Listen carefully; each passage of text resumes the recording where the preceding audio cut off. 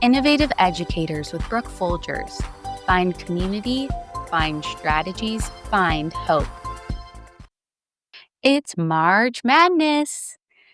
I don't even know what people say for March Madness or what the jingle is for basketball. Maybe you're deep in your March Madness basketball bracket, but I'm talking about the March Madness that is a school with kids leading up to spring break.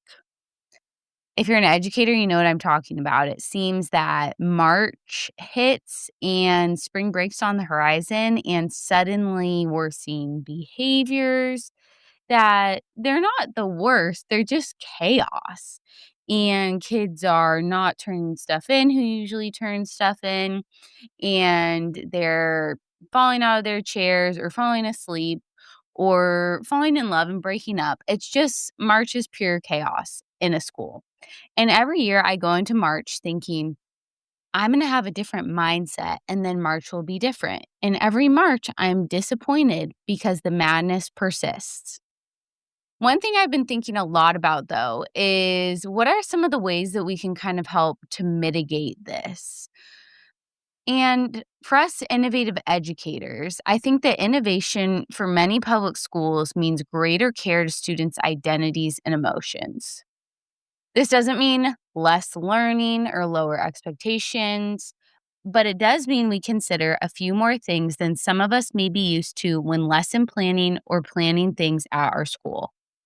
With the learning that needs to occur for kids and the amount of attention and engagement we need from them, we cannot afford to have 2 to 4 bad weeks of teaching and learning or subpar weeks of teaching and learning.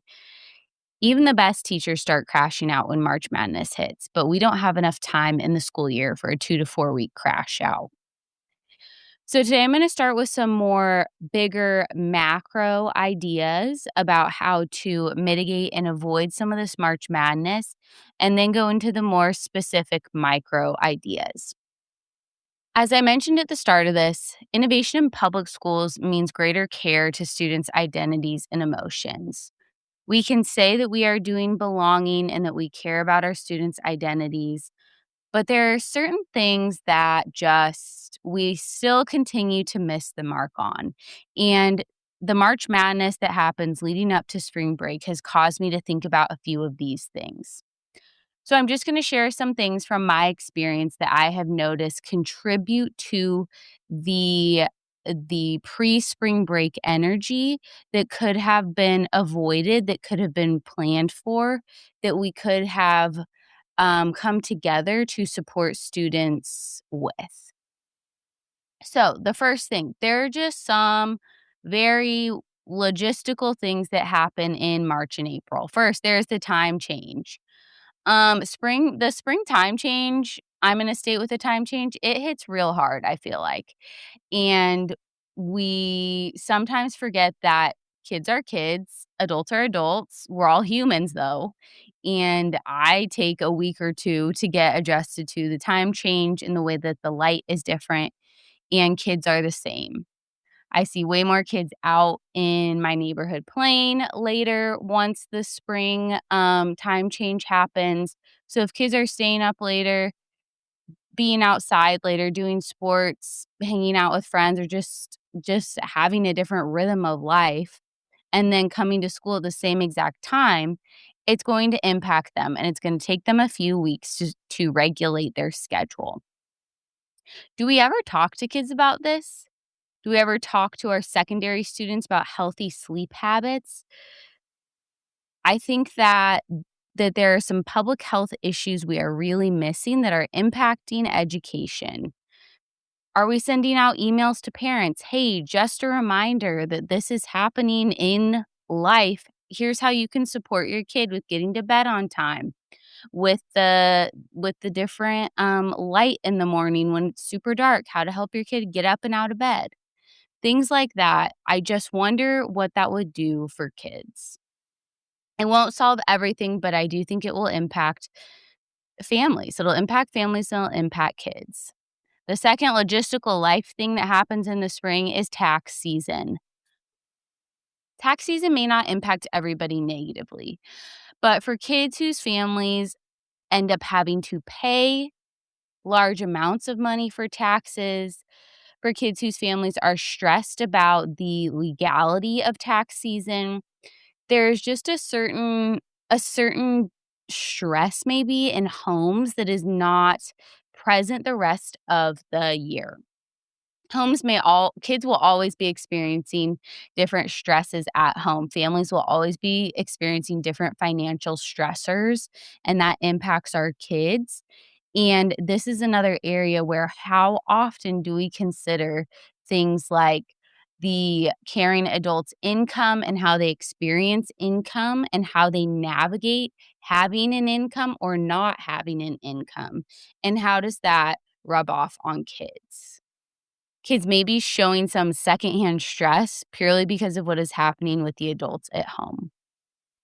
The other thing I think that is important to consider and is a very, very missed opportunity in caring for students, their different cultures and identities, are the holidays that happen in March and April.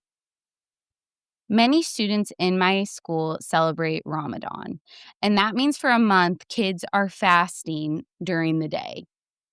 Kids are coming to class way more tired, they're low on energy, they are not getting assignments in on time because there's many family events happening. They have their big Eid celebration that they might end up missing school for. Ramadan and Eid are very, very, very important culturally, personally, and to students and families' identities. And we don't make any adjustments in school for that. I've been at schools that make the mistake of scheduling really important things on Eid, and then a lot of kids are absent. Or how are we showing care to kids who are fasting? What safe spaces do they have to go to during lunch where they don't have to watch all of their peers eat? And is that safe space also filled with kids who can relate to them, caring adults, community adults even, who can speak to these kids, support these kids during a important season? Kids are also celebrating Lent and Easter. There are a lot of holidays that happen in a short amount of time, a lot of religious holidays that are very tied up in things like fasting and family events. And then when you start getting into Easter leads into spring break, you have the group of kids who are privileged enough to be able to take vacations over spring break with their family. Some families may choose to start that vacation a week early or a few days early. So there's just a lot of movement in and out of the classroom with kids because of holidays and because of the spring break 1 week off of school. This is not a reason to not teach or lessen the learning. In fact, I think that sometimes doing that leading up to spring break makes things worse. But do we know the kids in our room, in our classroom, who hold these religious holidays with great reverence and importance? And how are we supporting them? How are we connecting with their family? How are we making sure that they feel that their religion and their religious expression is valued and celebrated, that all kids are free to choose the religion that they choose and express it in a respectful way, but they can express it? Are they talking to other kids about Ramadan? Are they talking to other kids about Lent? Are we talking about Ash Wednesday and why some people may have ash on their foreheads?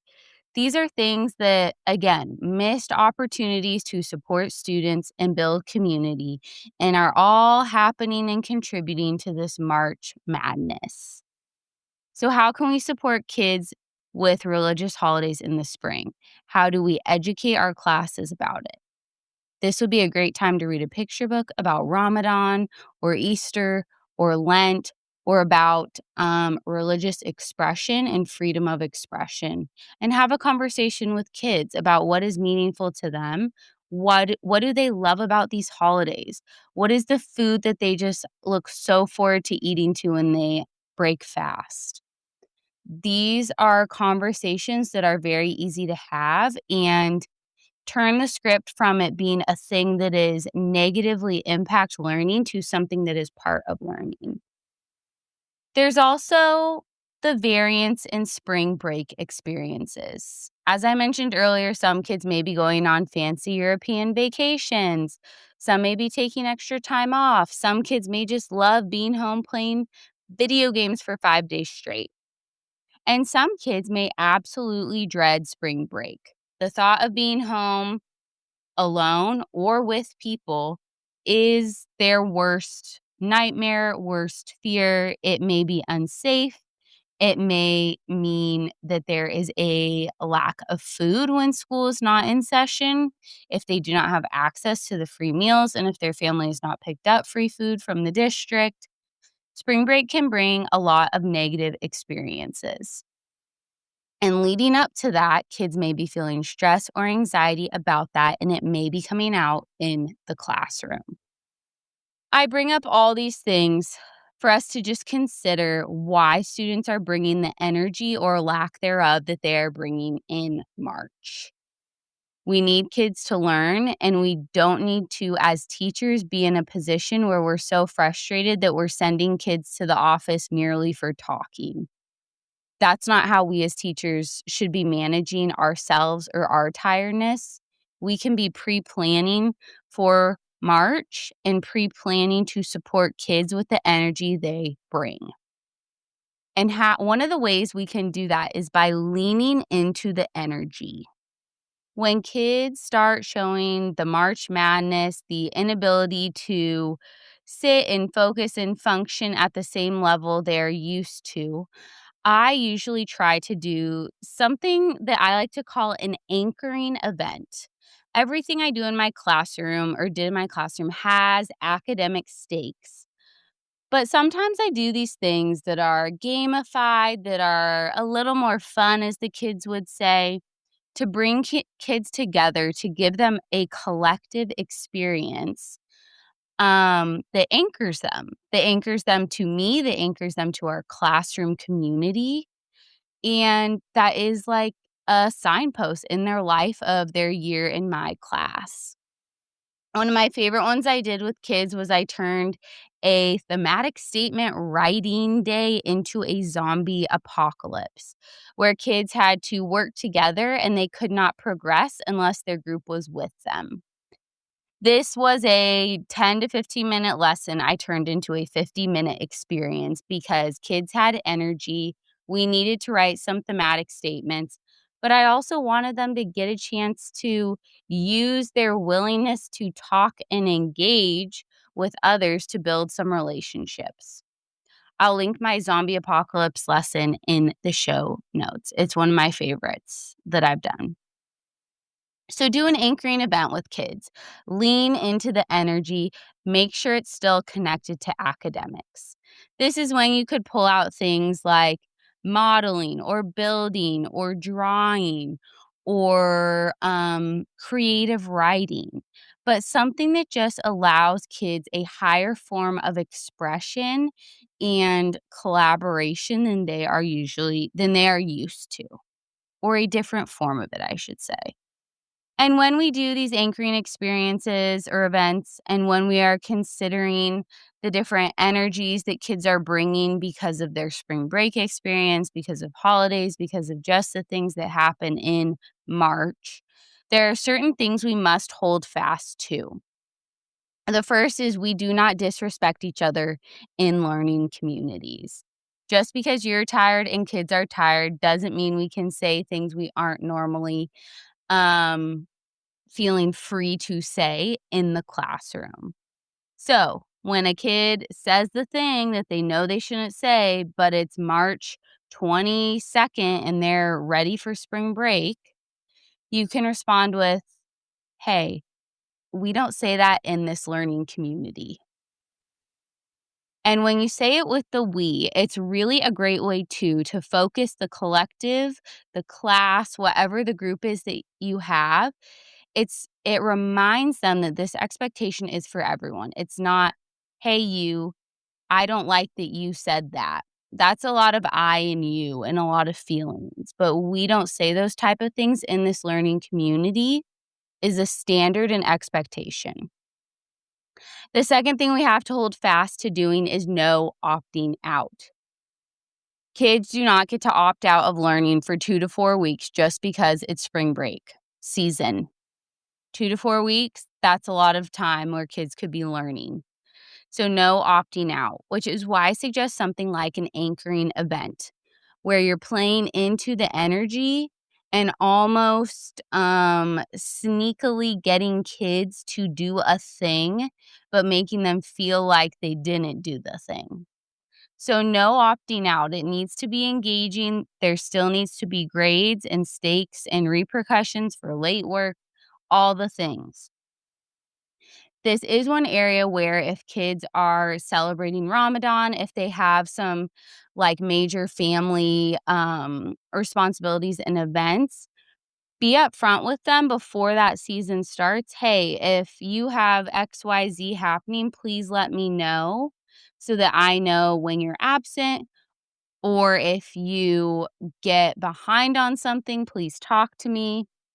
I still expect the same level of investment from you, but I understand that sometimes life things happen. So open up that door for kids to come and talk to you so that they can be transparent about what's happening in their life, and you can determine the difference between a kid who is opting out and a kid who has a lot of responsibilities and they purely can't get to the work or get through the work. That is respectful and responsive to students' identities, emotions, cultures. That is holding a standard of I need you to talk to me if you're going to be absent. Please let me know if there's anything I can do to support you with getting the work done. Maintain a standard for kids, even with life circumstances. It's also a great life lesson for them. And we as teachers can start modeling that for them when they are younger. And the most important thing to hold fast to is for you as a teacher. No matter how tired and fed up you are with kids, we must maintain that our classrooms are learning communities. We are here to learn and we are here to learn together. We will not prevent others from learning and we will not do things to opt out of learning. Having that standard set from the start of the year makes March a little bit easier because you can remind kids, hey, we have been functioning as a learning community for all these months, and I'm starting to see some behaviors that are not supportive of that. So what can we do about it? I think sometimes as teachers, we forget to connect the pieces that expectation, clarity of expectations, and systems and structures are really for when the rubber is meeting the road, when it's March, when it is June, when it is the week before winter break. That is when our system structures and expectations really show their true colors and show the depth of which kids have understood and can implement those expectations. So don't let up on the expectations. Hold fast to no disrespect and no opting out. Lean into the energy that kids are bringing and think about, as a school community, what can you do to support kids during the month of March? The best and quickest way to figure out how to better support students in March Madness, asking kids. Let kids be the ones to tell you what they need to help them succeed. If you have some ideas after today's episode, make sure to follow the show so you don't miss what's next. Leaving a quick review really helps us reach more innovative educators. Join us next Tuesday.